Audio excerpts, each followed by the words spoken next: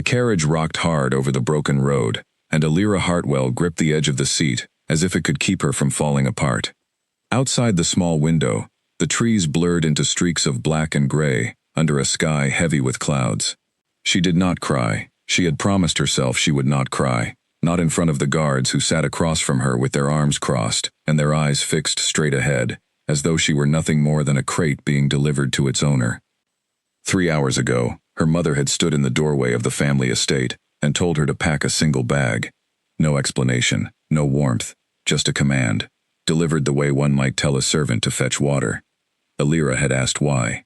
Her mother had only looked at her with that familiar mixture of disappointment and impatience, the same look she had worn for as long as Alira could remember, and said, "The king has asked for a Hartwell bride. Your sister cannot go.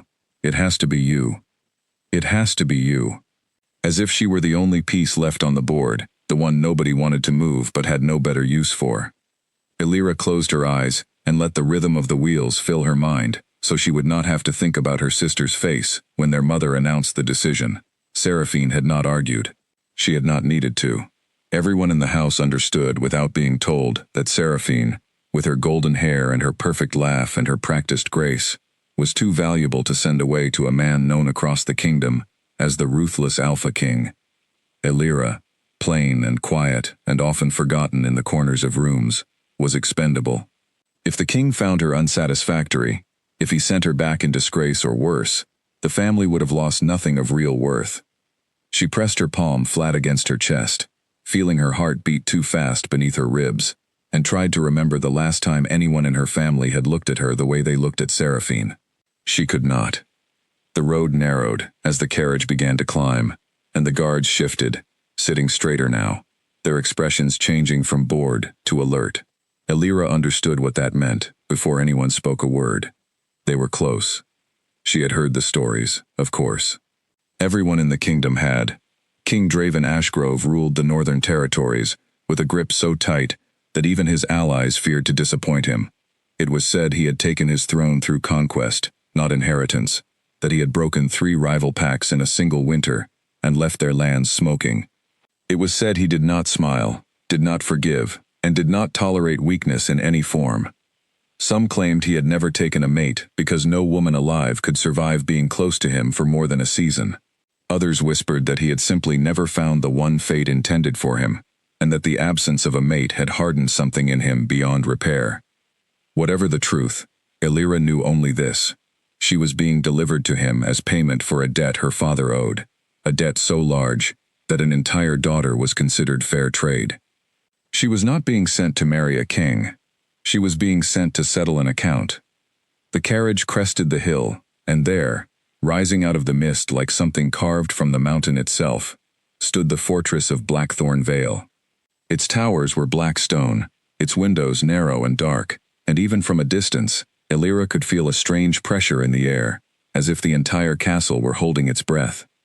By the time the carriage rolled to a stop in the courtyard, her hands had gone cold. A guard opened the door and offered no assistance, simply stepping back and gesturing for her to descend. She did, smoothing the plain gray dress her mother had chosen for her, the least flattering garment in her wardrobe, deliberately picked, she suspected, so that she would not outshine anyone, not even by accident. The courtyard was full of watching eyes. Servants paused in their work. Guards along the walls turned their heads. A group of finely dressed nobles near the entrance whispered behind gloved hands, and Alira caught fragments of their words as she walked past. "Is that her, the Hartwell girl? I thought there were 2 daughters. Why send the plain one?" She kept her chin level and her eyes forward, the way she had trained herself to do since childhood, when the whispers had first started following her through her own home. If she could survive her mother's dinner parties, she told herself, she could survive this.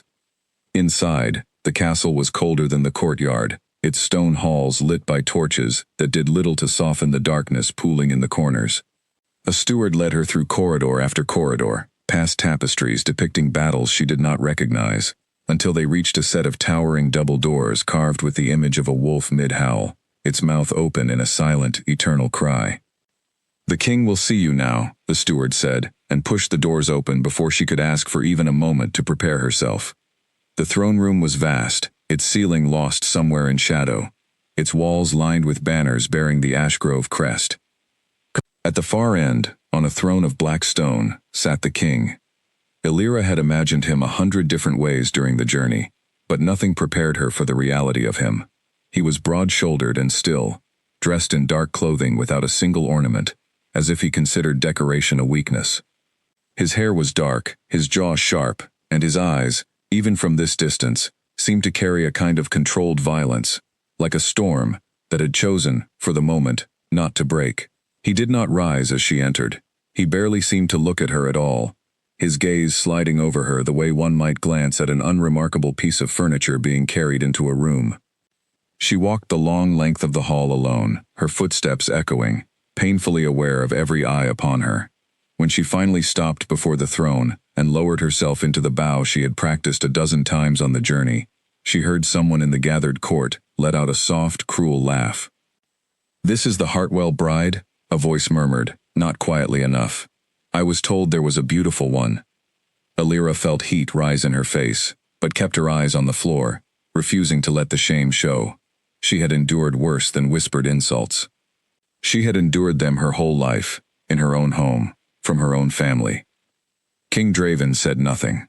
For a long moment, the only sound in the hall was the crackle of torches and the shifting of fabric as the nobles waited for their king to speak, to dismiss her, to do something. Then, slowly, he rose from his throne. The movement itself silenced the room. Illyra had been told the king rarely stood for anyone, that he preferred to receive petitioners and offerings from the comfort of his seat, a deliberate display of his indifference to those who came before him. But he was standing now, descending the steps of the dais with unhurried, deliberate strides, and as he came closer, Illyra felt something strange happen in the air around her, a kind of charge, like the moment before lightning strikes. She dared to lift her eyes. He was closer now, close enough that she could see the tension in his jaw, the way his nostrils flared, as though he had caught the scent of something he could not immediately identify. His storm-colored eyes had narrowed, fixed on her with an intensity that made her breath catch in her throat. She had expected indifference. She had expected, at best, a brief and dismissive inspection, before he handed her off to some steward to be housed in a forgotten wing of the castle. She had not expected this. He stopped an arm's length away, and inhaled again, deeper this time, his broad chest expanding, his entire body going rigid. A murmur rippled through the court. Someone gasped. Illyra did not understand what was happening. She only knew that the king's expression had changed entirely, the cold detachment replaced by something raw and startled, something that looked, for just a moment, almost like disbelief. "Say your name," he said. His voice was low, rough, carrying an edge she could not name. "Illyra," she managed. "Illyra Hartwell, Your Majesty." He said nothing for a long moment, simply staring at her, as though trying to solve a puzzle that had no clear answer. Then he turned his head slightly, addressing the court without taking his eyes off her. "Clear the hall." The command cracked through the room like a whip. Nobles who had been whispering moments before scrambled to obey, filing out through the side doors with hurried, confused glances thrown back over their shoulders. Even the guards along the walls hesitated before withdrawing, clearly unused to being dismissed so abruptly. Within minutes, the vast throne room stood empty, except for the two of them, and the silence that followed felt heavier than the noise had been. Illyra stood frozen, uncertain whether she should speak, whether she should apologize for some offense she did not understand, whether she was about to be sent away in disgrace, or punished for a crime she had not committed. Her heart hammered so loudly she was certain he could hear it. King Draven studied her in silence, his jaw working as though he were fighting some internal battle. When he finally spoke again, his voice had lost none of its intensity, but something in it had shifted, become almost unwilling, as though the words were being pulled out of him against his better judgment. "Do you feel anything?" he asked. "Standing here, near me, do you feel anything unusual?" Illyra blinked, startled by the strangeness of the question. "I feel afraid, Your Majesty," she admitted, because it was the only honest answer she had. "I do not know why I have been brought before you like this, or what you intend to do with me." Something flickered across his face, an emotion she could not quite name, gone as quickly as it appeared. He turned away from her then, pacing toward the tall windows that lined one side of the hall, his hands clasped tightly behind his back, as though he needed to physically restrain himself from something. "You do not understand what has happened," he said, more to himself than to her. "You could not understand. No one prepares a bride for this." "For what, Your Majesty?" Alira asked, her voice trembling despite her effort to keep it steady. He turned back to face her, and for the first time since she had entered the hall, his eyes held something other than cold assessment. There was confusion there, and beneath the confusion, something dangerously close to hunger. "You are not what I expected," he said slowly. "I was told a Hartwell daughter would be sent to settle her father's debt. I expected a girl trained in courtly graces, eager to please, easily forgotten once the matter was resolved. I did not expect." He stopped himself, jaw tightening. Did not expect what? She pressed, unable to stop herself, even though every instinct told her it was dangerous to question a king known for his ruthlessness. He crossed the distance between them again, slower this time, deliberate, watching her reaction with every step as though testing how close he could come before she broke and ran. When he finally stood before her once more, close enough that she had to tilt her head back slightly to meet his eyes, he spoke in a voice barely above a whisper. "I did not expect to find my mate standing in a debt payment." The words hit her like a physical blow. Elira's breath left her lungs in a rush, and she took an involuntary step backward, her mind scrambling to make sense of what he had just said. Mate. The word carried weight in a kingdom ruled by wolves and their ancient bonds, a weight she had only ever heard discussed in hushed, reverent tones, as something rare, something sacred, something no one could fake or force. "That is not possible," she whispered. "I am nothing. I am the daughter my own family considers a burden. I am not meant for someone like you." "And yet," Draven said, his voice low and rough, "the moment you walked through those doors, I could think of nothing else. Your scent reached me before I even saw your face. It is unmistakable. It is not something I can explain to you in a way that will make sense, not yet. But I know what I felt, and I have never felt it before in my life." Alira stared up at him, her thoughts a chaotic storm of disbelief, fear, and something else she refused to name. This man, feared across the entire kingdom for his ruthlessness, was standing before her, confessing something that sounded almost like vulnerability, and she did not know what to do with it. "What happens now?" she finally asked, because she needed something solid to hold on to, something that made sense in a world that had just tilted sideways beneath her feet. Draven's expression hardened again, the softness retreating behind the mask of control she suspected he wore at all times. "Now," he said, "you stay. Whatever arrangement your family believed they were making, it no longer applies. You are not a debt payment. You are something far more significant, and I intend to understand exactly what that means before I decide anything else." He called for a servant then, his voice carrying easily through the empty hall, and within moments a woman appeared, older, with kind eyes, and a steady presence that Alira found herself grateful for amid the chaos of the last hour. "This is Nora," Draven said. "She will see you settled into proper quarters. You will want for nothing. No one in this castle will treat you with disrespect, and if anyone does, you are to tell me immediately." Alira nodded numbly, still trying to process the sudden shift from prisoner to something else entirely, something she did not yet have a name for. As Nora gently guided her toward the side doors, Alira glanced back once, catching the king's eyes still fixed on her, an unreadable intensity burning behind them. She did not know what fate had decided for her. She only knew, as she walked away from the throne room, that the life she had expected, the quiet erasure her family had planned for her, was no longer the path ahead. Something far stranger, far more dangerous, and far more consuming, had taken its place, and she had no idea whether it would destroy her or save her. Nora led her through a maze of corridors, each one grander than the last, until they reached a wing of the castle Alira had not seen from the outside, tucked away behind heavy doors guarded by 2 silent soldiers. Inside, the chamber prepared for her was larger than any room she had ever slept in, with tall windows overlooking the mountains, and a fire, already crackling in the hearth. "You will be comfortable here," Nora said, busying herself with pulling back the heavy curtains to let in what little light the overcast sky offered. "The king does not often show this kind of attention to guests. Whatever has happened between the two of you, it is not something the court will soon forget. I do not understand what happened, Elira admitted quietly, sitting on the edge of the enormous bed, feeling impossibly small in the grand room. One moment I was being presented as payment for a debt, and the next, the king was speaking of fate and mates, as though I were someone entirely different. Nora paused in her work, studying Elira with a thoughtful expression. In the old ways, she said gently, when a wolf finds their true mate, it is said the scent cannot be mistaken, cannot be forced, and cannot be denied. It happens rarely, less often than the old stories would have you believe. Many wolves live their entire lives without ever experiencing it. For the king to react as he did, in front of the entire court, means something happened that even he could not control. Elira wrapped her arms around herself, staring at the fire without really seeing it. My family sent me here to be rid of me, she said softly.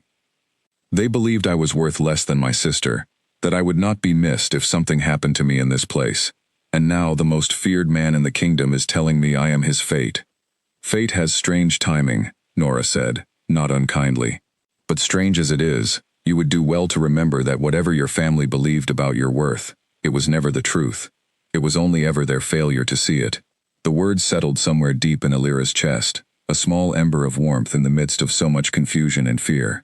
She did not know what the coming days would bring, whether the king's declaration would hold, whether the court would ever accept a plain, overlooked daughter as anything more than an oddity to be whispered about behind gloved hands. But for the first time in longer than she could remember, someone had looked at her and seen something worth noticing, worth claiming, worth standing for, in front of an entire kingdom. As night fell over Blackthorn Vale and the castle settled into its heavy silence, Elira lay awake in the unfamiliar bed, replaying the moment the king's eyes had found hers, the way his entire demeanor had shifted from cold indifference to something fierce and unguarded. She did not know if she should be afraid of what was coming, or hopeful. Perhaps, she thought, as sleep finally began to pull at her, she could be both. Somewhere in another part of the castle, King Draven Ashgrove stood alone at his window, staring out at the dark mountains, his mind consumed by the scent that still lingered in his senses, refusing to let him rest. He had ruled through conquest and control for years, trusting nothing he could not command, believing in nothing he could not see with his own eyes. But fate, it seemed, did not ask for his permission, and now he was left with a truth he had never expected to face. Somewhere in the depths of his fortress slept the one person capable of undoing everything he had built himself to be. He did not yet know if that was a gift or a threat, but he intended to find out. Morning came slowly over Blackthorn Vale, gray light filtering through heavy clouds that seemed to sit permanently above the fortress like a silent audience. Elira woke to the unfamiliar sound of birds outside her window, a small and strange comfort after a night filled with restless dreams she could not quite remember. For a moment, lying beneath unfamiliar blankets in an unfamiliar bed, she forgot where she was. Then the memory of the previous day returned all at once, and her stomach tightened with the same disbelief that had followed her into sleep. She had been called a mate, by a king feared across the entire northern territories, a king who, until yesterday, she had known only through frightening rumors passed between servants and nobles alike. Nora arrived shortly after Elira rose, carrying a simple but well-made dress, far finer than anything Elira had owned before, along with a tray of food that smelled better than anything she remembered eating in her family's home. "The king requests your presence in the private council chamber this morning," Nora said, as she helped Elira dress. "He wishes to speak with you before the court gathers for the day." Elira's fingers trembled slightly as she smoothed the fabric of the dress. "Does he often summon guests so early?" "He does not often summon anyone," Nora replied simply, and left it at that. The council chamber was smaller than the throne room, more intimate, with a long table of dark wood and tall bookshelves lining the walls. King Draven stood near the window when Elira entered, his back to the door, his posture rigid with the same controlled tension she had noticed the day before. He turned as she approached, and for a moment, neither of them spoke. "You slept well?" he asked, though the question seemed almost foreign on his tongue, as if he rarely bothered with such courtesies. "Well enough, Your Majesty," Elira answered carefully. He studied her for a long moment, his gaze sharp and searching, as though he were still trying to reconcile what his instincts told him with what logic demanded he question. "I have spent the night considering what happened yesterday," he said finally. I do not make declarations lightly, especially not before an entire court. And yet I stand by what I said. Your scent is unmistakable to me. It is the mark of a true bond, one that cannot be manufactured or forced by any trick or deception. I did not deceive anyone, Alira said quickly, unable to keep the defensiveness from her voice. I did not ask to be sent here. I did not know what would happen when I arrived. If there has been some mistake, some trick played upon you, it was not by my doing. Something in her tone seemed to catch him off guard. He tilted his head slightly, studying her with renewed interest. You misunderstand me, he said. I am not accusing you of trickery. I am telling you that I intend to find out the truth of this, whatever it may be, because too much depends on it for me to simply accept it on faith. And what does it depend on? Alira asked, emboldened despite herself by his directness. Draven's jaw tightened, and for a moment she thought he would not answer. Then he said, quietly, everything. My rule, my pack, my ability to trust anything that comes easily, because in my experience, nothing worth having ever does. The bitterness in his voice surprised her, a crack in the armor of cold authority he wore so effortlessly. She wondered, briefly, what had happened to make a king so powerful sound so wary of his own fate. I do not know what you want from me, Alira admitted. I was told to pack a bag and get into a carriage. I was not given a choice in any of this, not by my family, and not by circumstance. If you wish to send me away, I will not fight you. But I will not pretend to understand what is happening between us, because I do not. For a long moment, Draven simply looked at her, and something in his expression softened, just slightly, just enough for her to notice. I do not wish to send you away, he said. Whatever this is, whatever fate has decided, I intend to honor it, though I confess I do not yet know what that honoring should look like. For now, you will remain here, in the castle, under my protection. You will not be treated as a debt payment, nor as a prisoner. You will be treated as what you are, the woman my instincts recognize as mine, whether either of us fully understands what that means yet. Alira's chest tightened at his words, a strange mixture of relief and fear tangled together. She had spent her entire life being told, in subtle and not so subtle ways, that she was less than her sister, less deserving of attention, less worthy of love. To hear a king, of all people, speak of her as something valuable, something claimed, felt almost too foreign to trust. The court will not accept this easily, she said instead, focusing on the practical fear rather than the emotional one. I heard what they whispered when I arrived. They expected someone else, someone more like my sister. The court will accept whatever I tell them to accept, Draven said, and there was no arrogance in the statement, only simple, unshakable fact. But I understand your concern. Cruelty from nobles with too much time, and too little sense, is not something I intend to allow in my own halls. If anyone speaks to you with disrespect, you have my permission to inform me, and I will handle it personally. Before Alira could respond, the chamber door opened, and a tall man with graying hair and sharp eyes entered, without waiting to be announced, a familiarity in his bearing that suggested he held some position of trust within the castle.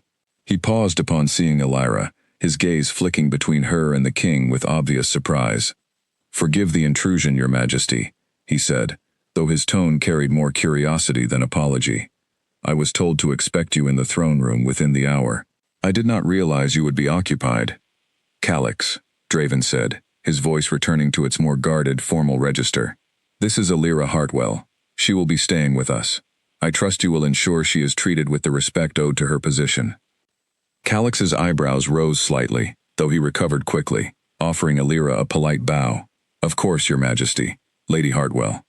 He straightened, his sharp eyes studying her with open curiosity now.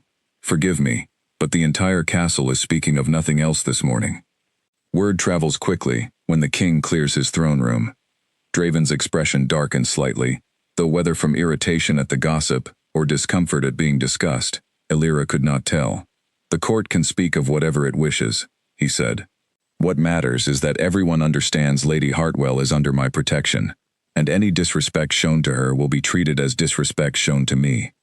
Calix inclined his head, though Alira noticed the calculating look that crossed his features before he masked it with practiced neutrality. Understood, Your Majesty. I will make sure the message is clear, After Calix departed, Draven turned back to Alira, his expression once again unreadable. That was General Calix, my second in command. He is loyal, but he is also cautious, and he will not be the only one questioning what has happened here. I want you to be prepared for that. I have spent my life being questioned and found lacking, Alira said quietly. I am accustomed to it. Something flashed in Draven's eyes at her words, quick and sharp, gone before she could name it. You should not have to be accustomed to it, he said, his voice lower now, rougher. Not here, not anymore. The conversation was interrupted by the arrival of a servant, announcing that the morning court session was set to begin, and Draven's expression shifted back into the composed mask of a ruler with duties to attend to. I must go, he said. Nora will see to your needs today. Tomorrow, I will introduce you formally to the court, so there is no room for confusion about your place here. Alira nodded, though the thought of standing before the same nobles who had whispered so cruelly the day before filled her with dread. As if sensing her hesitation, Draven paused at the door, turning back to look at her once more. You survived a family who never valued you, he said. You will survive a court that does not yet understand your worth. I promise you that. He left before she could respond, and Alira stood alone in the council chamber for a long moment, trying to reconcile the ruthless king of rumor with the man who had just spoken to her, with something dangerously close to gentleness. The rest of the day passed in a strange, quiet blur. Nora showed her more of the castle, careful to avoid the busier halls where curious eyes might linger too long, and Alira found herself grateful for the older woman's steady presence amid so much uncertainty. They walked through gardens tucked behind the eastern wing, where despite the harsh climate, someone had managed to cultivate a small collection of hardy flowers that bloomed defiantly against the cold. The king had these planted years ago, Nora explained, noticing Alira's interest. No one quite understood why. He is not a man known for sentiment, but he comes here sometimes, when the weight of ruling becomes too much, and he simply stands among the flowers in silence. Alira found herself unexpectedly moved by the image, the idea of a man so feared and so guarded, finding quiet comfort in something as fragile as a garden. It did not match the stories she had heard, the tales of conquest and cruelty that had followed his name across the kingdom. She wondered how much of what people believed about him was true, and how much was simply the armor he had built to survive, in a world that offered him no safety otherwise. As evening approached, Alira was escorted back to her chamber, where a simple meal awaited her. She ate slowly, her mind still turning over the events of the day, the strange collision of fear, and something that felt dangerously close to hope. She thought of her sister, likely sitting in comfort back home, and wondered if Seraphine had any idea what had happened, whether the news had reached the Hartwell estate yet, and if it had, what her family would make of it. She did not have to wonder for long. A knock came at her door just as she finished her meal, and Nora entered with a folded letter, her expression carefully neutral. This arrived by messenger, my lady, she said, from your family estate. Alira's hands trembled slightly as she took the letter, breaking the familiar seal of her family's crest. The handwriting was her mother's, sharp and precise, and as Alira read the words, her chest tightened with an old, familiar ache. Word has reached us of what has transpired. We are pleased, of course, that the debt has been resolved in such an unexpected manner, though we confess surprise that fate chose you for such an honor. Your sister sends her congratulations, though I suspect she is somewhat troubled by the news. We trust you will conduct yourself in a manner that reflects well upon our family name, and that you will not forget the sacrifices we have made on your behalf. Alira read the letter twice, searching in vain for any hint of genuine warmth, any acknowledgement of her fear or her feelings, and found none. Even now, faced with the astonishing news that their overlooked daughter had been claimed by a king, her family's only concern was how it reflected upon them. She folded the letter carefully and set it aside, refusing to let the old hurt consume the strange new hope that had begun to take root inside her. Whatever her family believed about her worth, whatever cruel calculations had led them to send her away so easily, she was beginning to understand that their judgment was not the only truth in the world. Outside her window, the mountains had faded into darkness, and somewhere in the depths of the castle, she knew the king was likely still awake, carrying the weight of a kingdom on shoulders that had never learned to share the burden with anyone else. She found herself wondering what it would take to earn his trust fully, to prove that fate had not made a mistake in choosing her, and whether she even wanted to try. As sleep finally began to claim her, Illyra realized with quiet surprise that the fear she had carried since stepping into the carriage the day before had begun, slowly and cautiously, to shift into something else entirely. Not certainty, not yet, but perhaps, for the first time in her life, something close to belonging. The formal court session began at midday, and Illyra stood outside the towering doors of the throne room, with her heart pounding so hard, she feared everyone nearby could hear it. Nora had dressed her in deep blue fabric that morning, simple, but elegant, nothing like the deliberately plain gray gown her mother had chosen for her arrival. She had also arranged Illyra's hair with careful attention, weaving small silver pins through dark strands, until Illyra barely recognized her own reflection. "You look every bit the woman the king claims you to be," Nora had said, and Illyra had wanted to believe her, though the doubt lingered stubbornly beneath her ribs. Now, standing before the doors with 2 guards flanking her, she felt that doubt sharpen into something closer to panic. Beyond those doors waited the entire court, nobles and advisors and curious onlookers, who had already formed their opinions about her the day before, opinions built on nothing but her plainness, and her family's careless assumption that she was worth less than her sister. The doors opened, and the guards stepped aside to let her through. The throne room was full this time, packed with nobles in fine clothing, their conversations dying into a heavy hush as Illyra entered.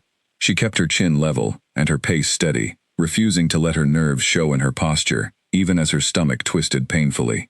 At the far end of the hall, King Draven waited on his throne, dressed in formal dark robes trimmed with silver, his expression carved from stone as he watched her approach. She walked the long length of the hall alone, aware of every whisper, every glance, every calculating assessment being made by the assembled nobility. When she finally reached the base of the dais, she lowered herself into a proper bow, and the silence in the hall stretched long enough that she began to wonder if she had made some critical error in protocol. Then King Draven rose, and the entire court seemed to hold its breath. "Members of my court," he said, his voice carrying easily through the vast space without need for raising it. "Yesterday, this woman was presented before me as a debt payment, offered by her family to settle an obligation owed to the crown. I want it understood, without ambiguity, that this arrangement no longer applies." Murmurs rippled through the gathered nobles, quickly silenced as Draven continued. "Illyra Hartwell is my fated mate. I recognized her the moment she entered this hall, and I do not make such declarations carelessly. From this day forward, she will be treated with the full respect owed to her position, and any noble found lacking in that respect will answer to me directly." The weight of his words settled over the room like a physical presence. Illyra remained bowed, her cheeks burning with the intensity of dozens of eyes now fixed upon her, reassessing everything they had assumed the day before. "Rise," Draven said, his voice softer now, meant only for her, though it carried through the silent hall regardless. Illyra straightened, meeting his gaze, and found something steadying in the intensity of his eyes, something that helped quiet the storm of nerves in her chest. He extended a hand toward her, and after only a moment's hesitation, she climbed the steps of the dais to stand beside him, facing the court together.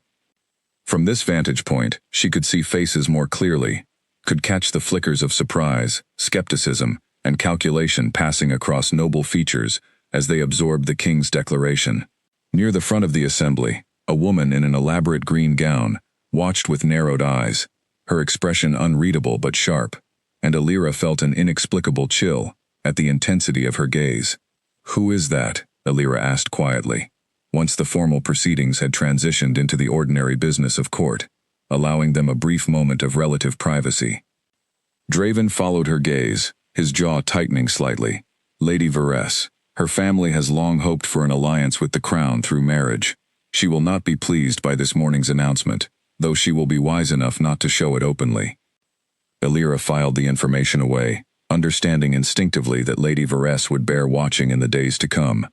The court, it seemed, was not simply full of curious onlookers, but of players with their own ambitions, their own calculations about what her sudden elevation might mean for their positions.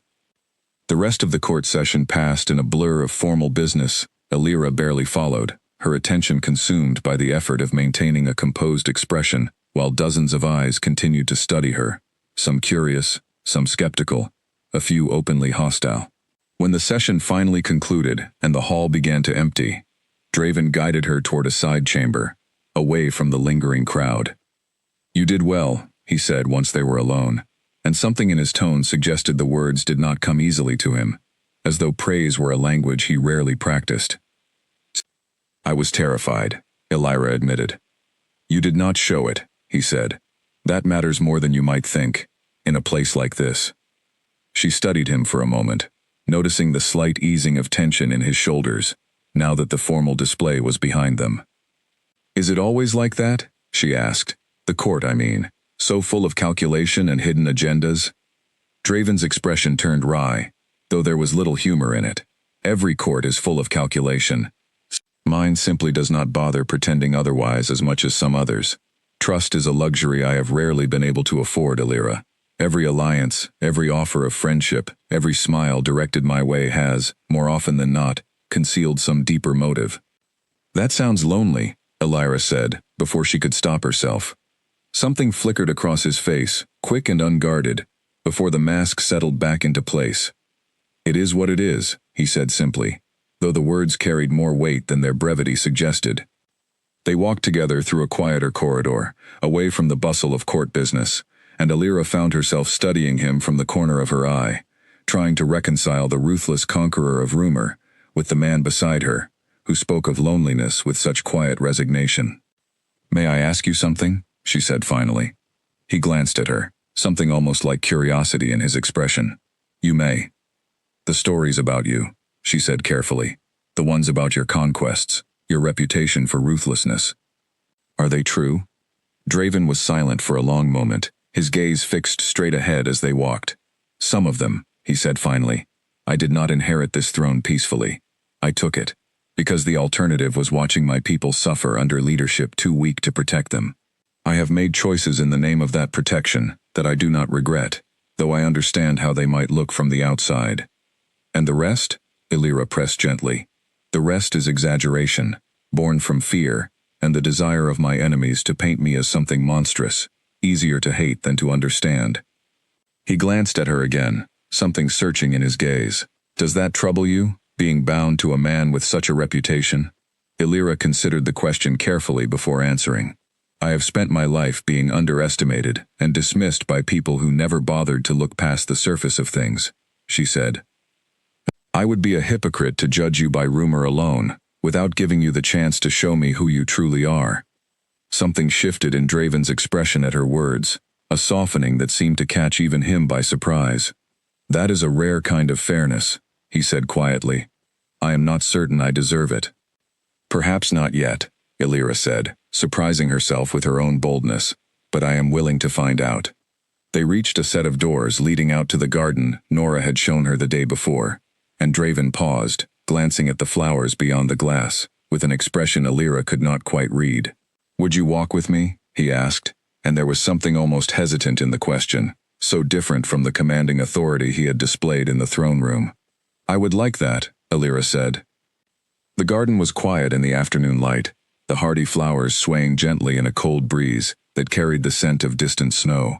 They walked in silence for a while, and Elira found the quiet surprisingly comfortable, free from the weight of watching eyes and whispered judgments. "My mother planted the first of these flowers," Draven said eventually, breaking the silence. "Before she died, she believed something beautiful could grow even in the harshest conditions, if given enough care and patience." "She sounds like she was wise," Elira said softly. "She was," Draven agreed. "I was young when I lost her. My father was not a kind man, and after her death, there was little softness left in this castle. I learned quickly that survival meant strength, and strength meant never allowing weakness to show." He paused, studying one of the flowers with an intensity that suggested he was seeing something beyond the plant itself. "I have not spoken of her in a long time."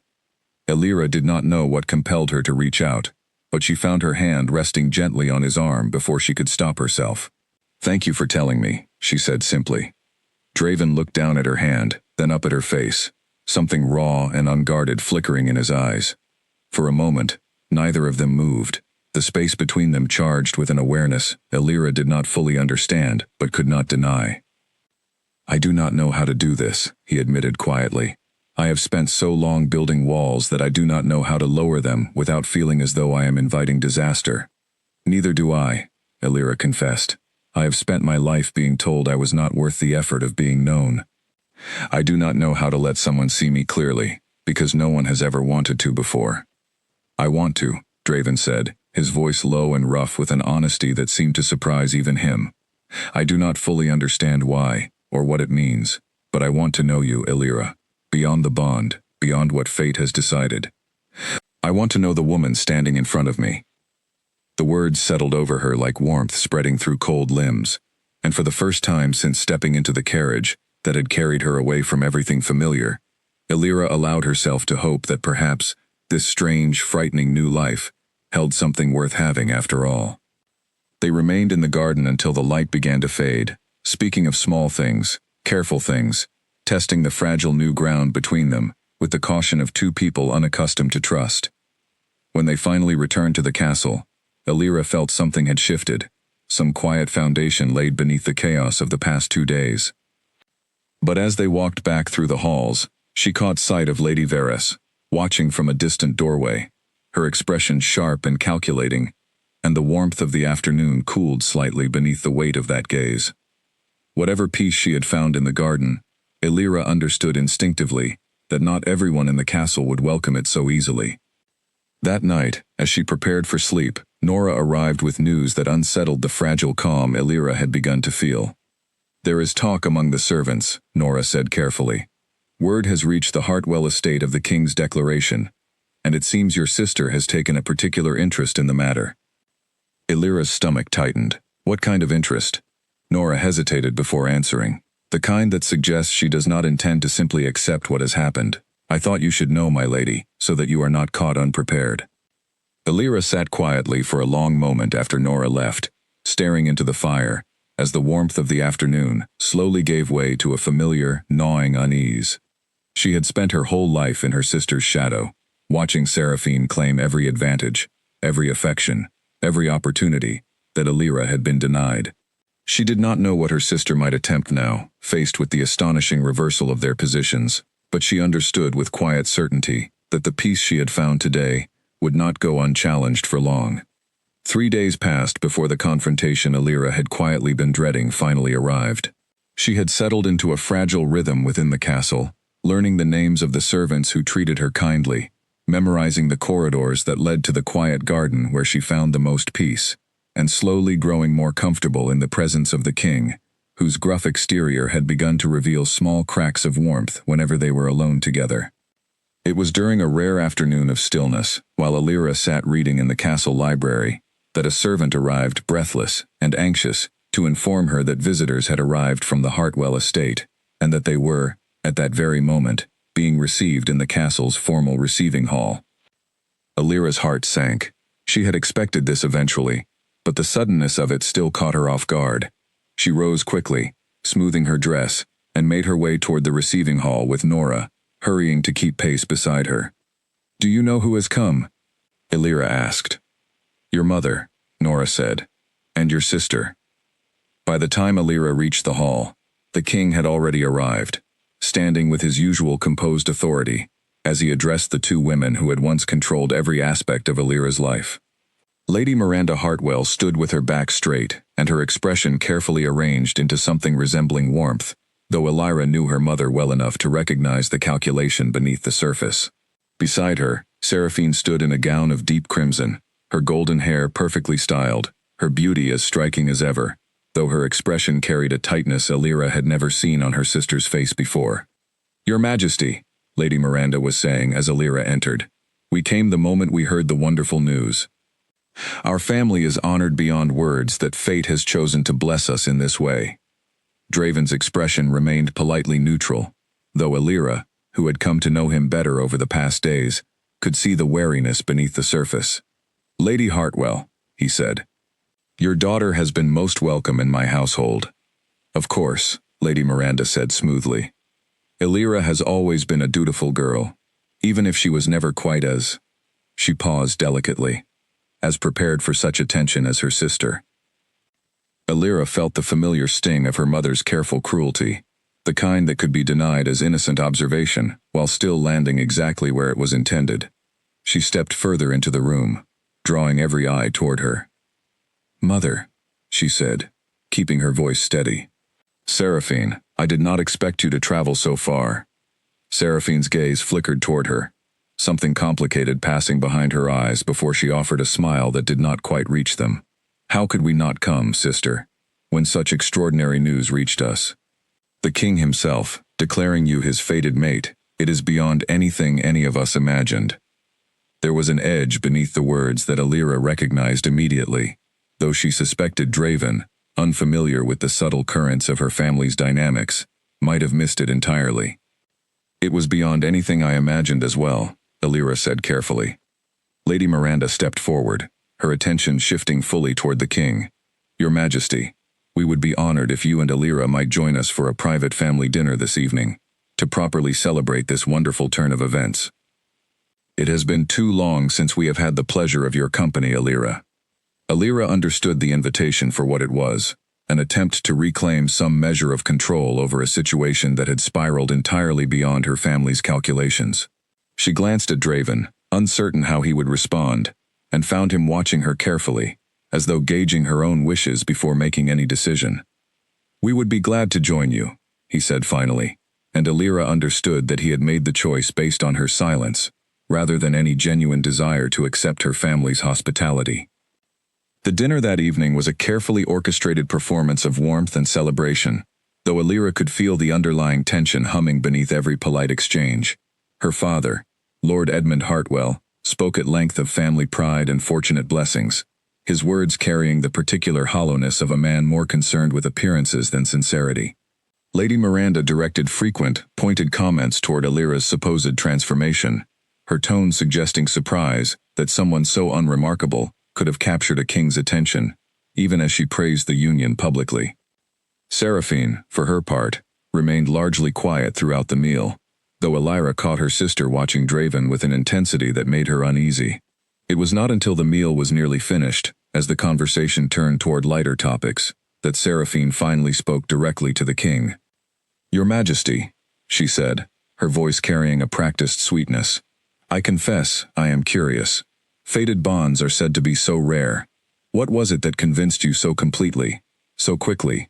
Surely there must have been some sign, some undeniable proof, for you to make such a bold declaration before your entire court."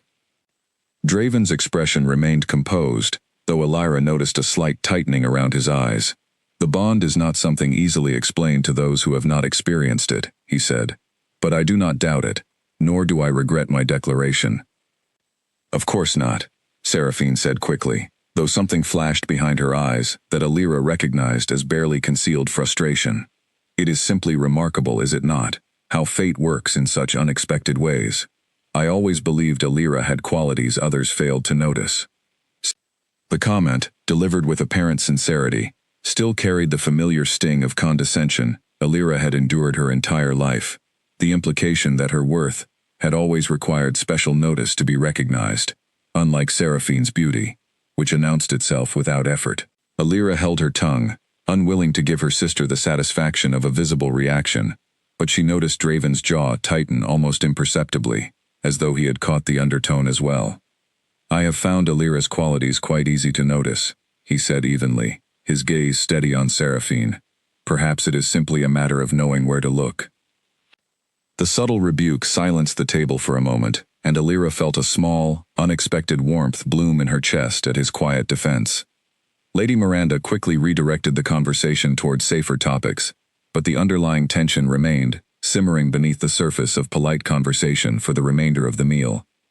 It was only after dinner, as the family gathered briefly in a sitting room before the Hartwells' planned departure, that Seraphine managed to catch Alira alone for a few private moments, while their parents spoke with Draven near the fireplace.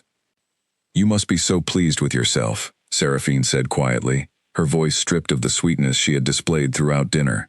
"All these years overlooked, and now you sit at the king's side, while I remain nothing more than his mate's sister." "I did not ask for this," Alira said honestly. I did not seek to take anything from you. And yet here you are, Seraphine said, her eyes narrowing.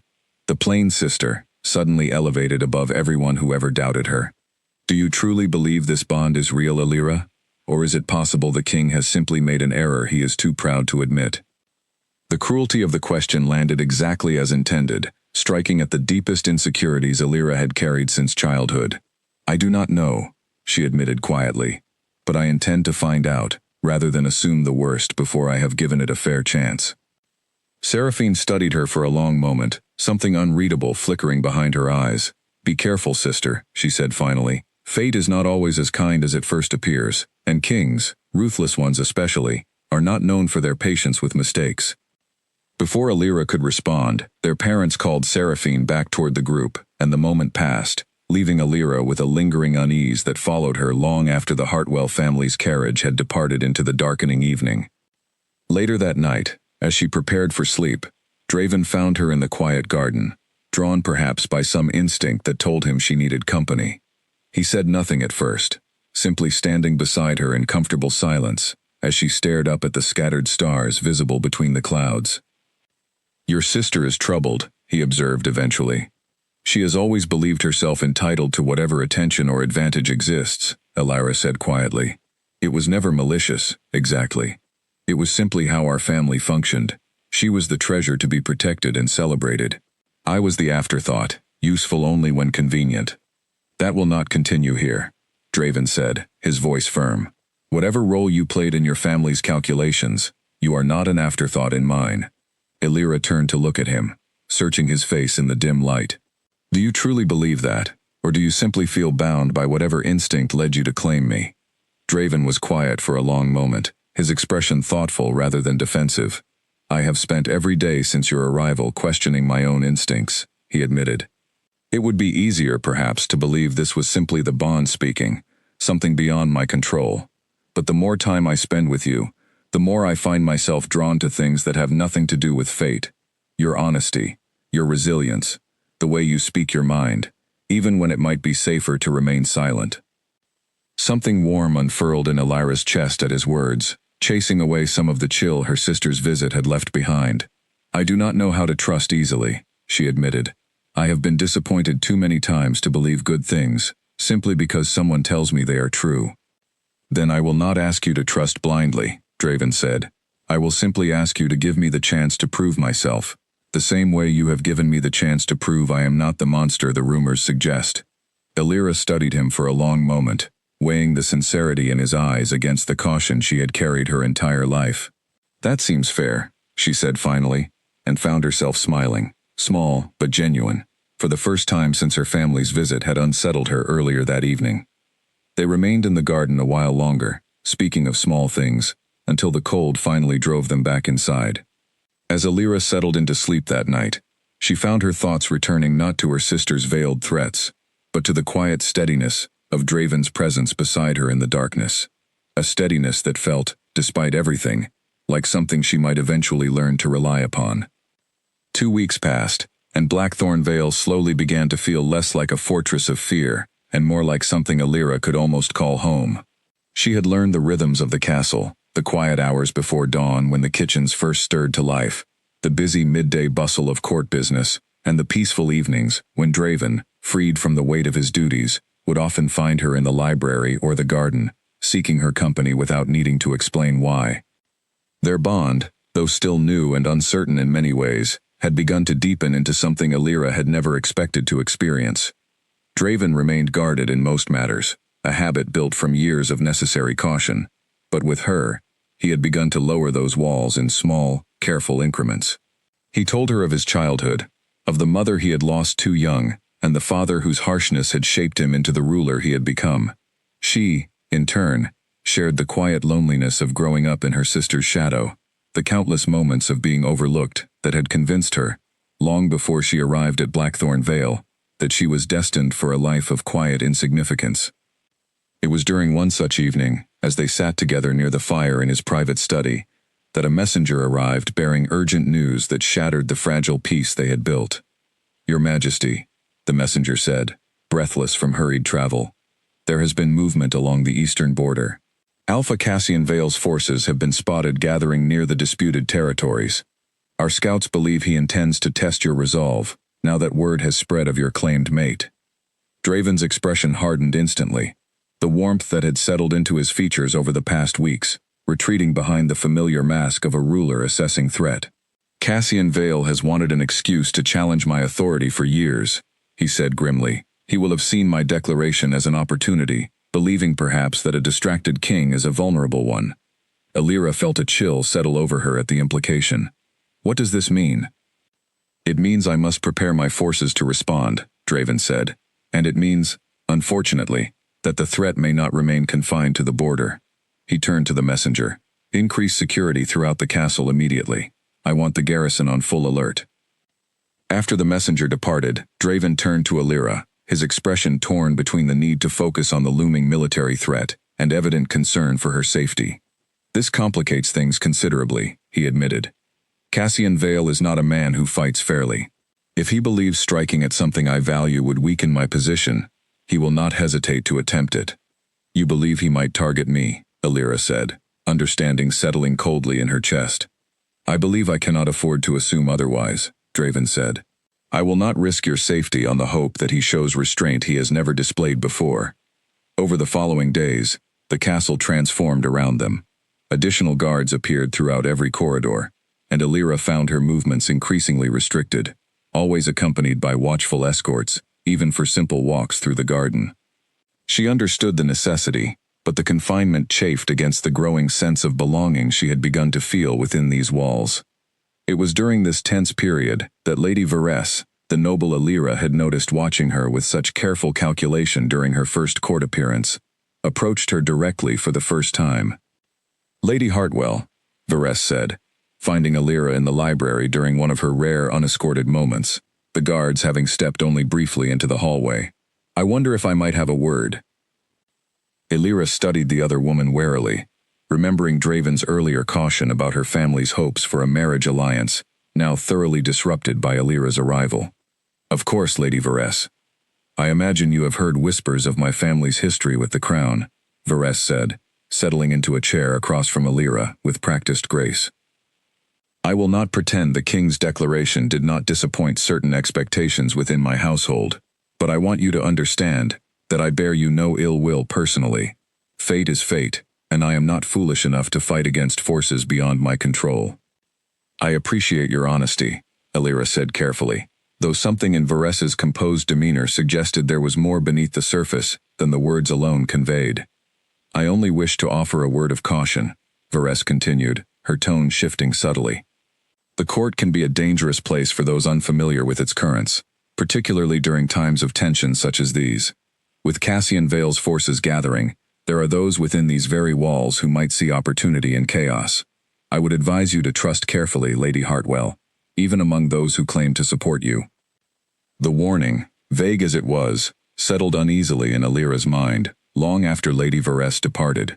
She found herself replaying the conversation repeatedly, trying to determine whether it had been a genuine caution or some subtle manipulation designed to sow doubt and distrust within the fragile foundation she had built with Draven. That evening, she mentioned the exchange to Draven, watching his expression carefully as she recounted the conversation.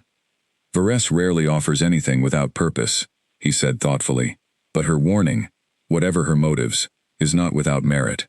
Times of tension often reveal true loyalties, and I would be foolish to assume every noble in my court wishes me well, simply because they have not yet acted against me.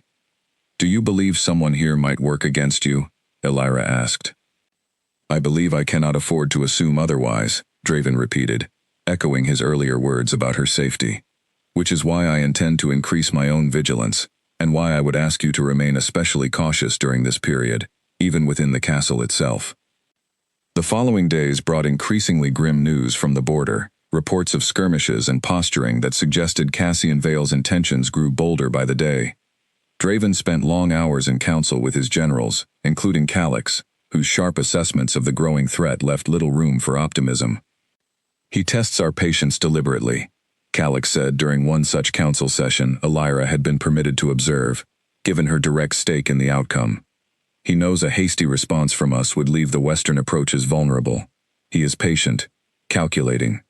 This is not the action of a man seeking a quick, decisive confrontation. He is building towards something larger. Then we must be equally patient, Draven said, though the tension in his voice betrayed how difficult such patience had become. I will not walk into a trap simply because Vale wishes to provoke a hasty response. As the council session concluded and the generals departed to attend to their preparations, Draven remained seated at the head of the table, his exhaustion evident despite his efforts to maintain composure. Illyra approached quietly, settling into the seat beside him. You carry too much alone, she observed gently. It is the burden of the throne, Draven said, though his voice lacked its usual firmness. I learned long ago that leaning on others too heavily invites betrayal. Better to carry the weight myself and know exactly where I stand. Even now? Illyra asked. Even with me? Draven turned to look at her, something conflicted passing behind his eyes. Especially now, he admitted quietly. Because now, for the first time, there is someone whose loss would break me in ways I do not know how to prepare for. That fear is not something I know how to share, Illyra. I do not know how to ask for support without feeling as though I am exposing a weakness that could be exploited. The vulnerability in his admission struck Illyra deeply, and she reached for his hand, holding it firmly despite the exhaustion evident in his features. You do not have to carry everything alone anymore, she said softly. I am not asking you to abandon your caution, only to remember that I am here, willing to stand beside you, whatever comes. Draven's fingers tightened around hers, and for a long moment, neither of them spoke, the quiet understanding between them, saying more than words could have managed. Outside, the wind howled against the castle walls, carrying with it the distant promise of conflict yet to come, but within the small circle of their joined hands, Illyra found a measure of steadiness that helped quiet her own fears about the uncertain days ahead. Whatever happens with Vale, Draven said finally, his voice low and resolute, I will not allow harm to come to you. I have fought for this kingdom before, and I will fight for it again if necessary. But I will fight harder for you than I have ever fought for anything else in my life. The declaration, fierce and unguarded, settled into Illyra's chest like a promise she intended to hold on to through whatever trials lay ahead. She did not yet know how deep the coming conflict would run, or how close it might come to shattering the fragile peace they had built together. But in that quiet moment, surrounded by the weight of impending threat, she found herself believing, perhaps for the first time completely, that whatever fate had decided between them was worth fighting to protect. The days that followed brought a strange, tense quiet to Blackthorn Vale, the kind that settled over a place waiting for something inevitable to arrive. Draven spent much of his time in council, coordinating with his generals and preparing the kingdom's defenses, while Illyra found herself increasingly drawn into conversations about the political landscape she had never before needed to understand. It was General Calix, surprisingly, who took it upon himself to help her navigate the complexities of court and conflict during those anxious days. He found her one afternoon in the library, surrounded by books she had been using to better understand the history between Blackthorn Vale and the rival territories now threatening its borders. You are trying to understand Cassian Vale, he observed, settling into a chair across from her without waiting for invitation. I feel as though I should understand the man who might threaten everything I have only just begun to build here, Illyra admitted. Calix studied her for a long moment, something thoughtful in his sharp gaze. You are not what I expected, Lady Hartwell, when the king first brought you before the court. Plainer, you mean, Illyra said, unable to keep a slight edge from her voice, though she did not intend it unkindly toward him specifically. No, Calix said, surprising her with his directness. I expected someone overwhelmed by circumstances beyond her control, someone who would fold under the weight of sudden royal attention and court scrutiny. Instead, I find a woman determined to understand threats most nobles would prefer to ignore in favor of comfortable distraction. The observation, delivered with genuine respect rather than flattery, warmed something in Illyra's chest. I have spent my life being underestimated, she said. I find I have little patience for continuing that pattern now that circumstances have changed. A wise approach, Calix said, nodding approvingly. As for Cassian Vale, he is a dangerous man, though not without a certain twisted logic to his ambitions. He believes strength is the only currency that matters, and he has spent years building his forces specifically to challenge the king's authority.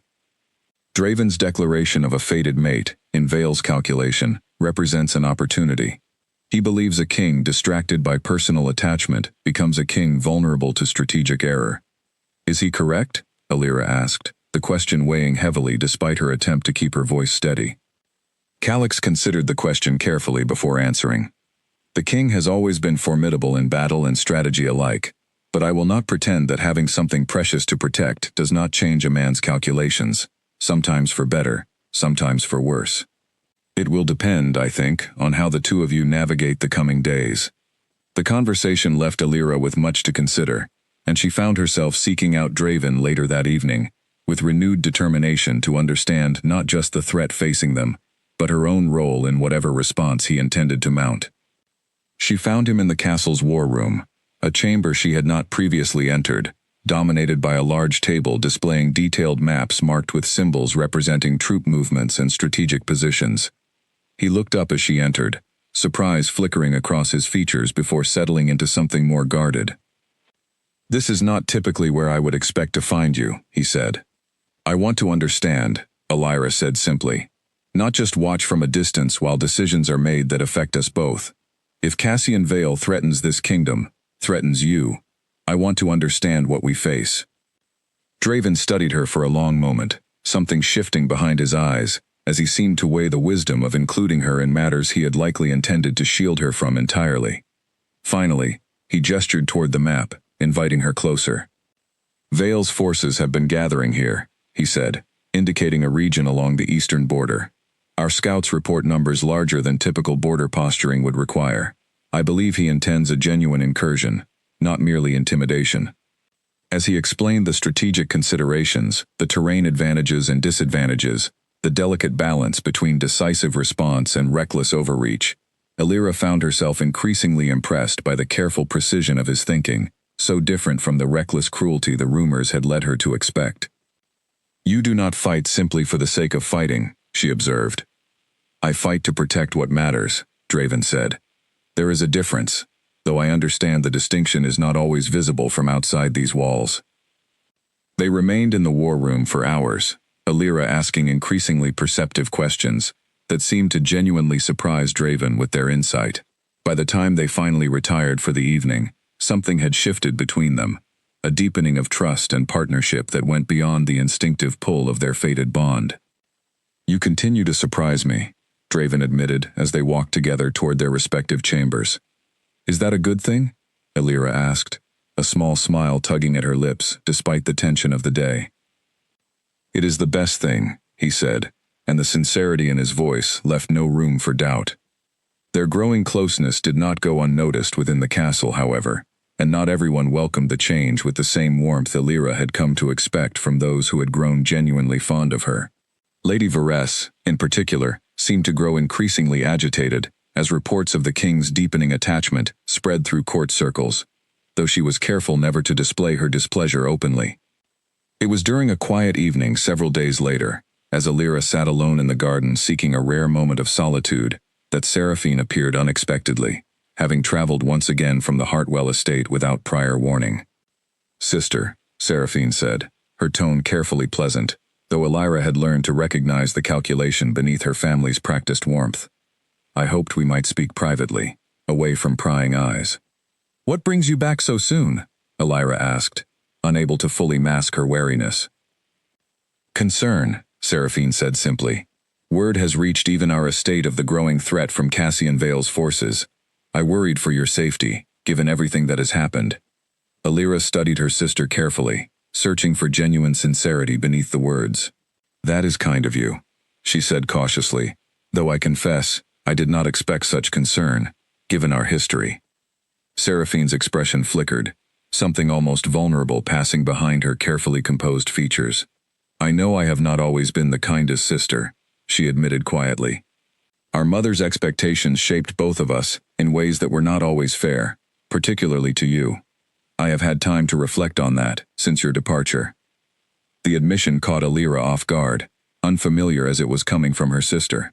"I did not expect to hear that from you," she said honestly. "Perhaps I did not expect to say it," Seraphine replied, a rare vulnerability in her tone. "But watching you here, seeing how the king regards you, How genuinely he seems to value your presence. I have found myself reconsidering many assumptions I carried for far too long." They spoke for a while longer, the conversation carrying a warmth Elira had rarely experienced with her sister, and by the time Seraphine departed that evening, Elira found herself cautiously hopeful that perhaps, despite everything, some genuine reconciliation might be possible between them. It was only later, as she prepared for sleep, that a small detail from their conversation began to nag at her thoughts. Seraphine had asked, almost in passing, about the specific security arrangements protecting the castle, framed innocuously as concern for Elira's safety amid the growing threat. At the time, Elira had answered without much thought, eager to nurture the fragile warmth that had emerged between them.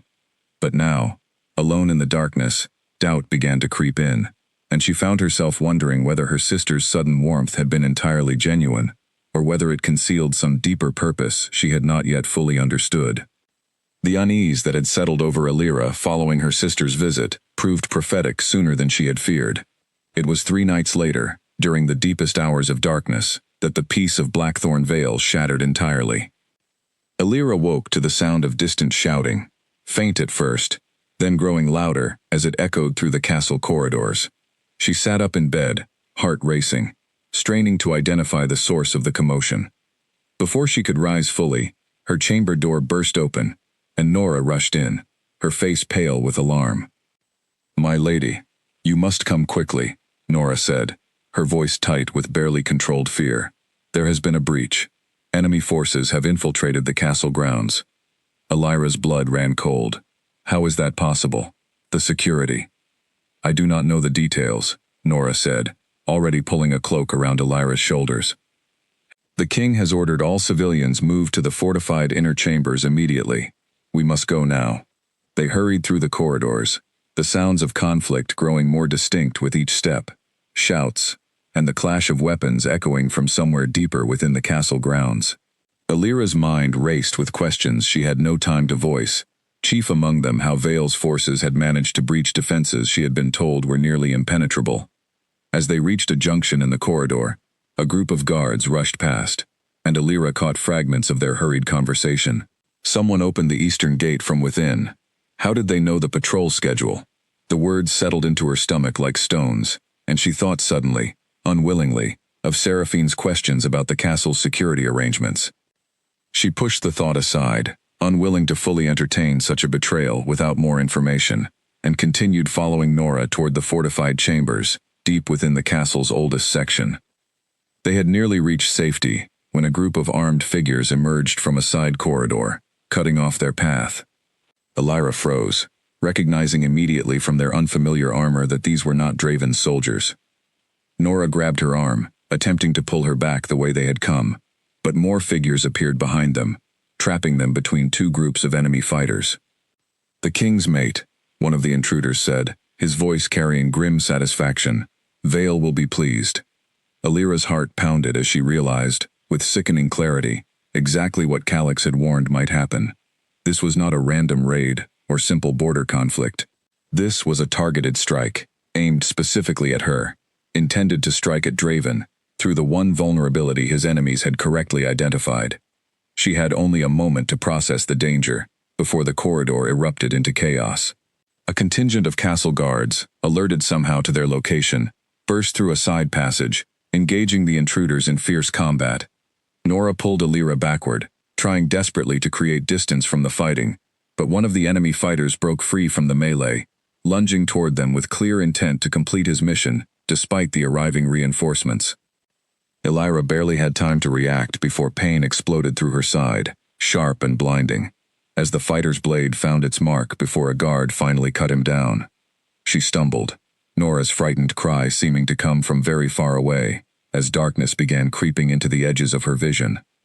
The last thing she remembered before consciousness slipped away entirely was a familiar voice, raw with an anguish she had never heard from him before, calling her name with a desperation that seemed to shake the very stones of the castle around them.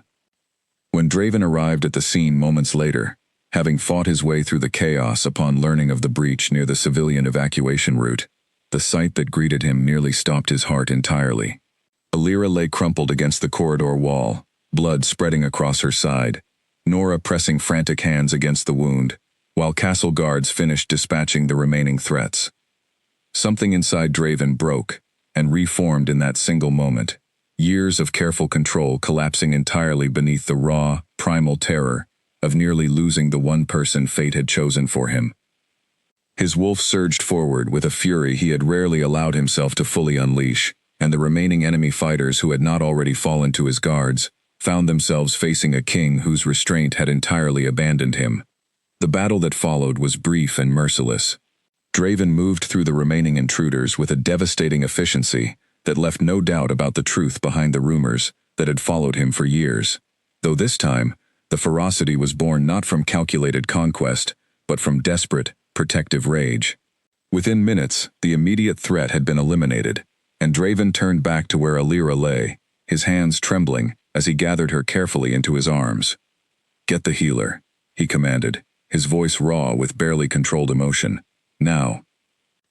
The following hours passed in an anguished blur for Draven, who refused to leave Alira's side as the castle's healer, an elderly woman named Wren, whose skill was renowned throughout the northern territories, worked to treat the wound and stabilize her condition. He held Alira's hand throughout, his usual composed authority entirely stripped away, replaced by a naked fear he had not allowed himself to feel in longer than he could remember. "She will live," Wren finally announced, her weathered face showing the exhaustion of hours of careful work. "The wound was serious, but not fatal. She needs rest now, and time to heal, but I believe she will recover fully."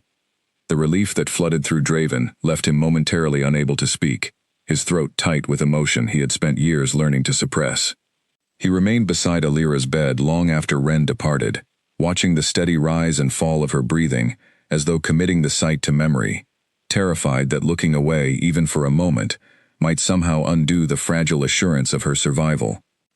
It was near dawn when Alira finally began to stir, her eyelids fluttering open to find Draven's exhausted, worried face hovering above her. "You are safe," he said immediately, his voice rough with relief. "You are safe now, Alira. I have you." "What happened?" she whispered, pain still evident in her voice despite Wren's careful treatment. "Vale's forces breached the eastern defenses," Draven said grimly. "They targeted you specifically. Someone within the castle provided them information about security patterns that should never have reached outside ears." Alira's mind, still hazy from pain and exhaustion, struggled to process the implications of his words. Then, slowly, the memory of Seraphine's careful questions during her recent visit resurfaced, and dread settled cold and heavy in her chest. "My sister," she said quietly. "She asked about the security arrangements during her last visit. I did not think much of it at the time, but now." Draven's expression darkened immediately, though he kept his voice carefully controlled, unwilling to add further distress to her already fragile state. "We will investigate every possibility," he said. "But right now, your recovery is all that matters. Rest, Alira. I will handle everything else." Despite his reassurances, Alira could see the fury simmering beneath his controlled exterior, a fury she understood intimately now, having witnessed firsthand the devastating capability that lay beneath his careful restraint. Whatever betrayal had allowed this attack to succeed, she understood that consequences were coming, swift and severe, for whoever had provided the enemy with the information that had nearly cost her life. Over the following days, as Alira slowly recovered under Wren's careful supervision, Draven launched a thorough investigation into the breach, his usual patience abandoned entirely in favor of a relentless pursuit of answers. Calix led much of the practical investigation, questioning guards and servants alike, cross-referencing patrol schedules with the timing of the attack, searching for any indication of how the enemy had acquired information that should have remained strictly confidential. The evidence, when it finally emerged, confirmed the suspicion that had settled in Alira's chest from the moment she first remembered Seraphine's careful questions. A servant, bribed with promises of wealth beyond anything the castle could offer, had passed detailed security information to an intermediary connected to the Hartwell estate, information that had ultimately reached Cassian Vale's forces through channels that led, unmistakably, back to Seraphine's careful, seemingly innocent inquiries during her visit. When Draven brought the evidence to Alira, watching her carefully for her reaction, she felt something inside her break entirely, a final severing of whatever fragile hope had remained for genuine reconciliation with her family. "She used our conversation," Alira said quietly, staring at the documented evidence Calix had compiled. "The warmth she showed me, the vulnerability she displayed, it was all calculated, designed to extract information she could use against me." "I am sorry," Draven said, his voice gentle despite the fury she knew simmered beneath his composed exterior. "I know this is not easy to accept, regardless of how your family has treated you in the past." "What will happen now?" Alira asked, though she suspected she already knew the answer, having witnessed the devastating consequences he had unleashed upon the enemy fighters, who had directly threatened her. "Justice," Draven said simply, and the weight of the word carried implications that left no room for doubt about the severity of what was to come. Alira's recovery continued steadily over the following 2 weeks, though the physical healing of her wound proved simpler than the emotional reckoning she faced regarding her family's betrayal. Draven remained by her side through much of her recuperation, his usual duties as king, balanced carefully against his evident need to remain close, as though physical proximity alone could reassure him that the danger had truly passed. It was during this period of healing that Alira found herself reflecting deeply on everything that had happened since her arrival at Blackthorn Vale, the astonishing transformation from discarded debt payment to claimed mate, from overlooked daughter to a woman whose safety had become worth a kingdom's full mobilization of resources and fury. "You have been quiet today," Draven observed one afternoon, finding her seated near the window of her chamber, watching the mountains beyond with a thoughtful expression. "I have been thinking about everything that has changed," Alira admitted. "A few weeks ago, I believed myself worthless, easily discarded by my own family, without a second thought. Now I find myself at the center of political conflict, targeted specifically because of my importance to you. It is difficult to reconcile those two versions of myself." Draven settled into the chair beside her, taking her hand gently in his. "The version of yourself that believed you were worthless was always wrong," he said firmly. "Your family's failure to recognize your value never changed the truth of what you were worth. It only revealed their own limitations." "I know that, logically," Alira said. "But years of believing something leave marks that do not simply disappear because circumstances have changed." "Then we will work through those marks together," Draven said, "for as long as it takes."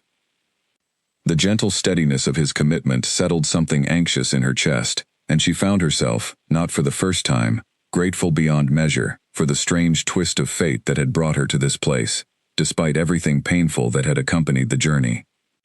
Their conversation was interrupted by the arrival of Calix, whose expression carried the particular grimness that had become familiar during the ongoing investigation into her family's involvement in the attack. "Your Majesty," he said, glancing briefly at Alira before returning his attention to Draven. "We have received a formal response from Cassian Vale's territory. It seems our decisive counterattack following the breach has given him considerable pause. He has withdrawn his forces from the eastern border entirely, and initial reports suggest internal dissent among his own generals regarding the wisdom of continued aggression." Draven's expression remained carefully neutral, though Alira could sense his satisfaction beneath the composed exterior. "Good," he said, "though I suspect this is merely a pause rather than genuine surrender. Vale is not a man to abandon ambition simply because of a single setback." "Agreed," Calix said. "We should maintain heightened vigilance regardless. However, there is another matter requiring your attention. Lord and Lady Hartwell have requested an audience, along with their daughter Seraphine. They claim ignorance regarding her involvement in the security breach, and wish to plead their case before any formal judgment is rendered." Alira felt her stomach tighten at the news. Despite everything, some small part of her still recoiled at the thought of her family facing severe consequences, even knowing the depth of Seraphine's betrayal. "What will you decide?" she asked quietly, once Calix had departed to attend to other matters. Draven was quiet for a long moment, clearly weighing the question carefully. "I have not yet decided," he admitted. "Justice demands accountability for what happened, particularly given how close the consequences came to costing you your life. But I am also aware that this decision affects you deeply, beyond simple questions of political consequence. I do not wish to act in a manner that causes you further pain, even in pursuit of justice." "What would justice typically demand?" in a situation like this? Illyra asked. Formal consequences would typically include stripping noble privileges, significant financial penalties, and depending on the severity of intent, potentially imprisonment for those directly responsible, Draven said. Given that Seraphine's actions directly enabled an assassination attempt against my mate, many would argue for the most severe available consequences. Illyra absorbed this information silently, torn between the very real anger she felt toward her sister's calculated betrayal and a lingering, complicated tenderness for the family she had grown up within, however flawed and painful that upbringing had been. I do not know what I want, she admitted finally. Part of me wants them to face the full weight of consequences for what nearly happened, but another part of me remembers being a child in that house, remembers moments, however rare, of something resembling warmth between us. I do not know how to reconcile those feelings with what Seraphine has done. You do not need to reconcile them immediately, Draven said gently. Whatever decision is made, it does not require you to feel only one thing about your family. Complicated feelings are allowed, Illyra, even in the face of betrayal. The audience with the Hartwell family took place 2 days later, in the same formal receiving hall where they had once celebrated Illyra's supposed good fortune with such carefully orchestrated warmth. This time, the atmosphere carried none of that previous performance, replaced instead by tense apprehension as Lord and Lady Hartwell stood before the king, Seraphine positioned slightly behind them, her usual confidence noticeably absent. Your Majesty, Lord Edmund began, his voice carrying less of its previous bluster and considerably more genuine anxiety. We come before you devastated by the revelations regarding our daughter's involvement in this terrible attack. We had no knowledge of her actions, no indication that she intended such devastating consequences. Your ignorance, if genuine, does not erase the harm that resulted from her actions, Draven said, his voice carrying the cold authority Illyra remembered from her first day in this hall, though tempered now by a control she recognized as deliberate restraint rather than simple indifference. Lady Miranda stepped forward, her composed facade cracking slightly to reveal genuine fear beneath. Please, Your Majesty, whatever punishment you deem appropriate for Seraphine, we ask only that you consider the full context of what led her to such desperate action. She has always struggled with feelings of inadequacy. Watching Illyra receive such extraordinary attention after a lifetime of being overlooked herself. The irony of her mother's words struck Illyra with painful clarity. The same woman who had spent years ensuring Illyra understood her own supposed inadequacy, now invoking Seraphine's feelings of inadequacy as justification for near-fatal betrayal. Seraphine finally stepped forward, her expression stripped of its usual careful composure, replaced by something raw and genuinely remorseful. I did not intend for anyone to be harmed, she said quietly. I only wanted to understand the security arrangements, hoping perhaps to find some way to prove myself valuable to the crown, some way to reclaim relevance after being so thoroughly overshadowed by circumstances I never anticipated. I did not know the information I shared would be used for such violence. When I learned what had happened, what my carelessness had enabled, I have not slept peacefully since. Illyra studied her sister carefully, searching for the calculating deception she had witnessed during Seraphine's manipulative questions weeks earlier, and found instead something that looked genuinely broken, genuinely horrified by the consequences of choices made from jealousy rather than deliberate malice toward Illyra's life specifically. Did you know the information would reach Cassian Vale? Draven asked directly, his gaze fixed intently on Seraphine. No, Seraphine said, her voice trembling. I shared it with someone who promised to help me find ways to increase my own standing, to make myself valuable again.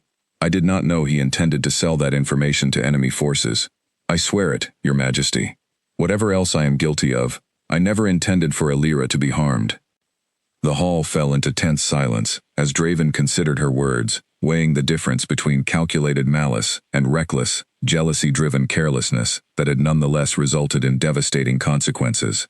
Illyra found herself watching him carefully, uncertain what judgment he would ultimately render, and equally uncertain what judgment she herself believed was fair.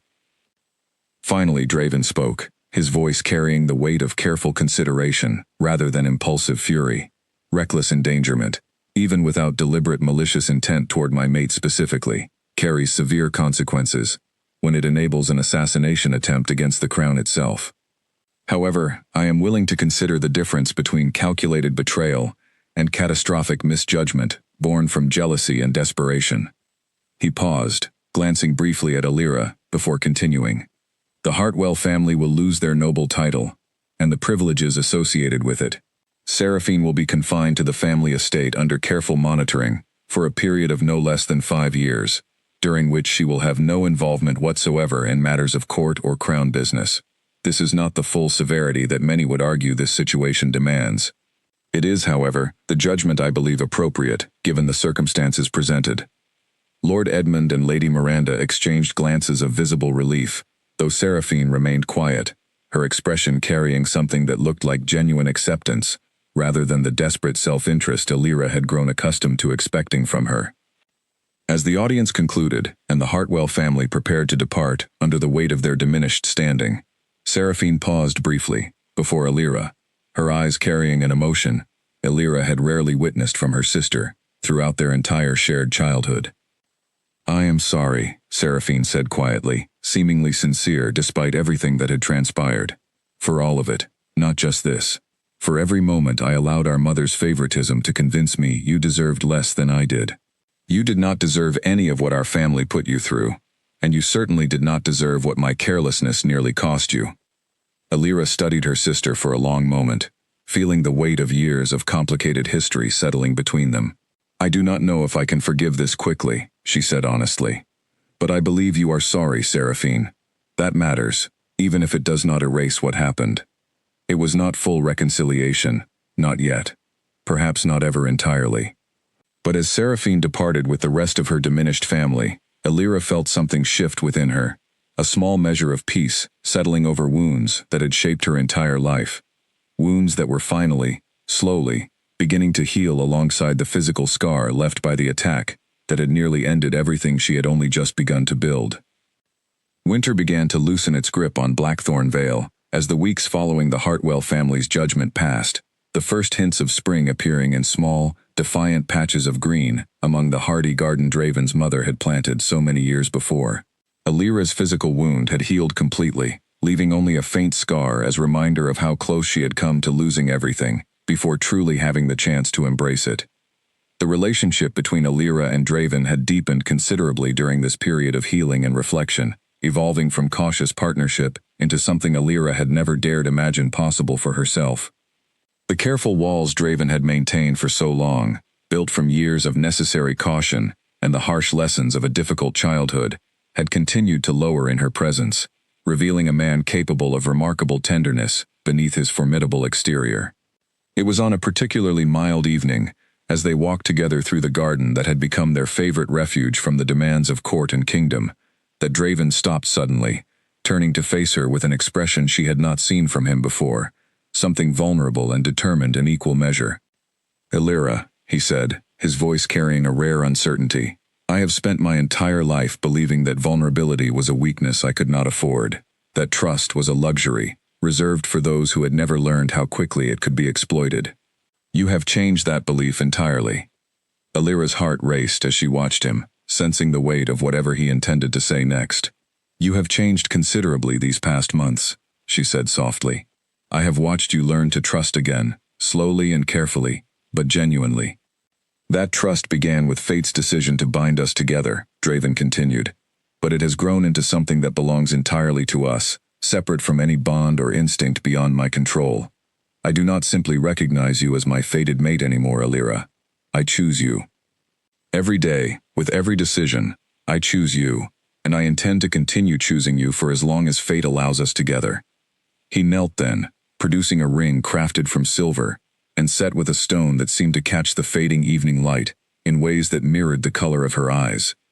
"I am asking you to formally become my Luna," he said, his voice steady, despite the visible emotion beneath his careful composure. "Not because fate demanded it of us, but because I cannot imagine ruling this kingdom, or living this life, without you beside me." Alira felt tears gathering, unbidden and overwhelming, as the weight of his words settled over her. This man, feared across an entire kingdom for his ruthlessness, knelt before her, with nothing but genuine, unguarded devotion, offering not simply the fulfillment of a fated bond, but a deliberate, conscious choice to build a life together. "Yes," she said, her voice thick with emotion. "Yes, Draven. I choose you as well, completely and without hesitation." The formal ceremony took place 3 weeks later, in the same throne room where Draven had first recognized her as his fated mate months before, though this time the hall carried none of the tension and skepticism that had marked her original arrival. News of their relationship, of the king's evident devotion, and Alira's own quiet strength through the trials she had faced, had spread throughout the kingdom, transforming public perception considerably from the whispered doubts that had greeted her initial arrival. Alira stood before the assembled court, dressed in flowing white fabric, embroidered with silver thread that seemed to catch the light with every movement. Nora, having spent considerable time ensuring every detail reflected the significance of the occasion. As she walked the length of the hall toward the dais where Draven waited, she found herself, unlike her first terrified journey through this same space, feeling nothing but steady confidence and overwhelming joy. The formal proceedings, conducted according to ancient traditions passed down through generations of wolf leadership, bound them together not simply through the fated recognition that had first drawn them together, but through deliberate, ceremonial commitment witnessed by the entire kingdom. As Draven placed the ceremonial mark upon her, formally claiming her as his Luna before all assembled, Alira felt the last remaining shadows of her old insecurities finally, completely dissolve. "Rise, Luna Alira Ashgrove," Draven said, his voice carrying clearly through the hall, and the assembled court erupted into genuine celebration, a stark contrast to the whispered skepticism that had greeted her arrival months before.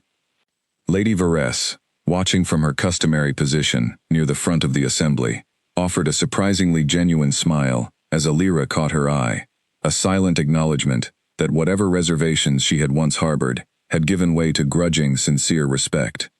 General Calix, standing at attention near the dais, allowed a rare expression of approval to cross his usually composed features.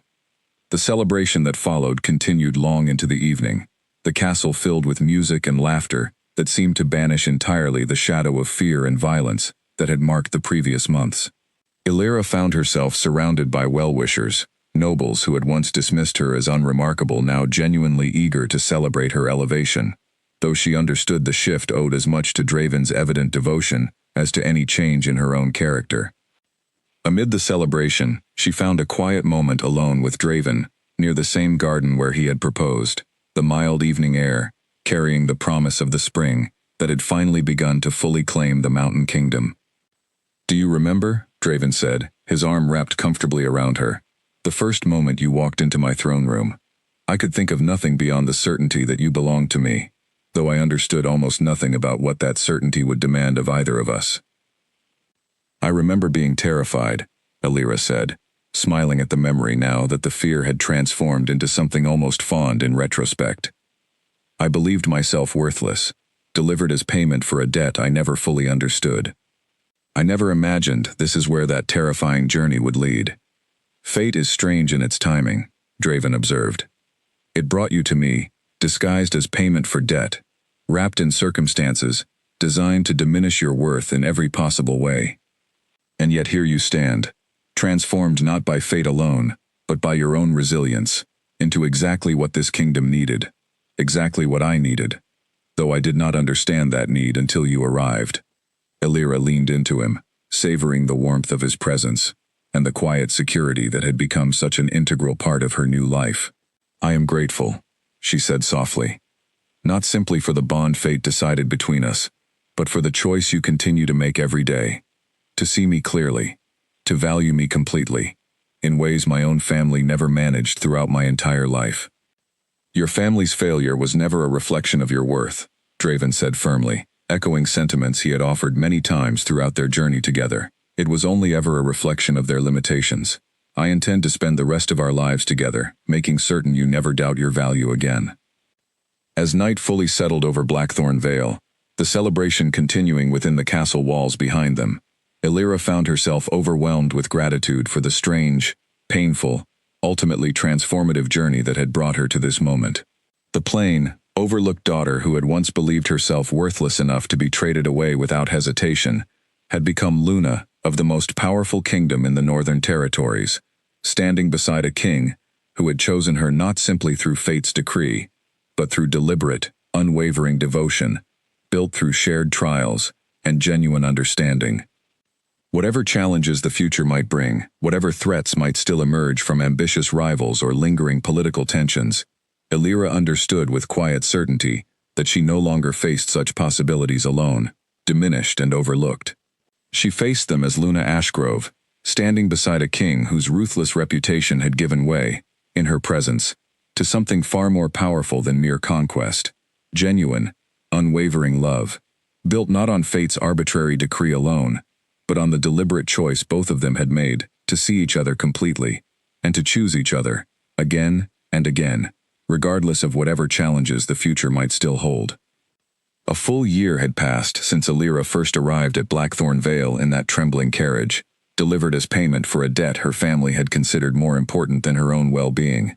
The kingdom she now called home had transformed considerably during that time, not merely through the political stability that had followed Cassian Vale's withdrawal and eventual formal peace agreement, but through a deeper, quieter transformation in how the court and its people regarded their Luna. Illyra had thrown herself into understanding the responsibilities that came with her new position, working alongside Draven to address concerns that had long gone overlooked within the kingdom's more remote territories. Her own experience of being dismissed and undervalued had given her a particular sensitivity toward those whose struggles the court had traditionally ignored, and she had established several initiatives focused on supporting families facing hardship throughout the Northern Territories, initiatives that had earned her genuine affection from common folk who had initially known her only through court gossip and rumor. It was during a formal court session marking the anniversary of her arrival that the true measure of how completely perceptions had shifted became evident. The same hall that had once echoed with whispered doubts about her worthiness now filled with genuine warmth as nobles and commoners alike gathered to celebrate the occasion, many bringing gifts and tokens of appreciation for the changes she had helped bring to the kingdom. Lady Varese, who had grown into something resembling genuine friendship with Illyra over the preceding months, approached during the celebration with a warm smile that carried none of the calculating wariness of their first encounters. "It is remarkable," she observed, "how thoroughly you have transformed this court's understanding of what true worth looks like. I confess, when you first arrived, I believed the king had made an error that would eventually reveal itself. I am pleased to have been so thoroughly wrong. I appreciate your honesty, both then and now," Illyra said, genuine warmth in her voice. "It taught me that respect earned through demonstrated character carries far more weight than respect assumed through appearance or birthright." As the celebration continued, Illyra found herself drawn toward a quiet corner of the hall, where an unexpected visitor waited, with visible nervousness. Seraphine stood somewhat apart from the main gathering, dressed simply, her once effortless confidence replaced by a humility that had developed genuinely over the year of reflection following her banishment from court affairs. "I was not certain I would be welcome," Seraphine said, as Illyra approached, "but I wanted to see you, to witness for myself how thoroughly you have flourished, despite everything our family put you through." "I am glad you came," Illyra said, and found she meant it genuinely. The anger she had once carried toward her sister had softened considerably over the past year, replaced by a complicated but genuine fondness born from Seraphine's evident, sustained remorse and the gradual rebuilding of trust between them, through careful, honest correspondence during her confinement. "I have spent this year reflecting deeply on the person I used to be," Seraphine continued. "The confinement, difficult as it was, gave me space to understand how thoroughly I had internalized our mother's cruel calculations about worth and value. I am trying to become someone worthy of the forgiveness you have shown me, though I understand it may take considerable time before I fully deserve it." "Growth takes time," Illyra said gently. "But I see genuine change in you, Seraphine. That matters more than you might realize." Their reconciliation, still tentative but genuinely warming, represented just one thread in the broader tapestry of healing that had characterized the year since Illyra's arrival. Her parents, stripped of their noble title, had retreated largely from public life, their diminished circumstances a stark contrast to the calculated cruelty that had once defined their treatment of their overlooked daughter. Illyra felt no particular satisfaction in their reduced circumstances, though she understood the consequences had been proportionate to the harm their choices had ultimately enabled. As evening settled over the celebration, Draven found her near the same window where he had first confessed his uncertainty about the fated bond that had brought them together. He studied her for a long moment, something deep and steady in his gaze. "A year ago," he said, "I stood in this very hall, uncertain whether fate had made a mistake or delivered exactly what I needed, without my understanding why. I no longer carry that uncertainty." "Neither do I," Alira said, leaning into his familiar warmth. "I have found, in this kingdom, in you, everything my family convinced me I would never deserve." "You always deserved it," Draven said firmly. "Fate simply gave you the opportunity to prove it, to a world too blind to see your worth from the beginning." Their reign together had brought genuine prosperity to Blackthorn Vale, the harsh reputation that had once defined Draven's rule giving way to a more balanced authority, tempered by Alira's compassionate insight and steady wisdom.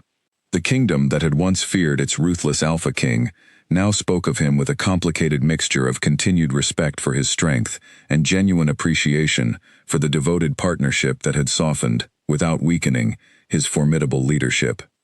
As the celebration drew toward its close, Draven raised a toast before the gathered court, his voice carrying the same commanding authority that had first struck fear throughout the kingdom, now tempered with genuine warmth that had become equally recognized as part of his character.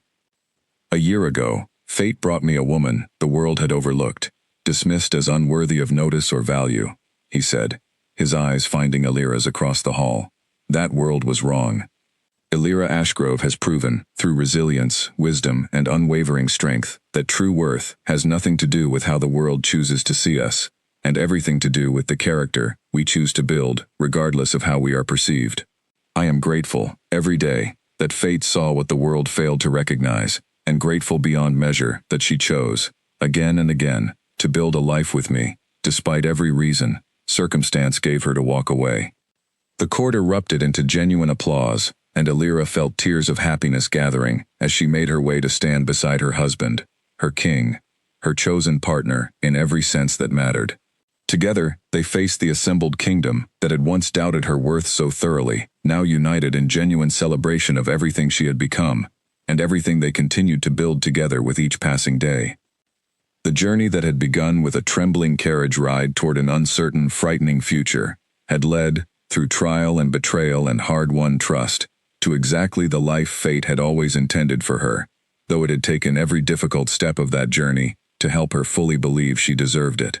As the celebration continued into the night, Alira understood with complete certainty that whatever challenges the future might still hold, she would face them not as the overlooked, discarded daughter her family had once believed her to be, but as Luna Ashgrove, beloved and valued completely, standing beside the king who had recognized her worth from the very first moment fate brought them together, and who had continued choosing her, deliberately and devotedly, every single day since.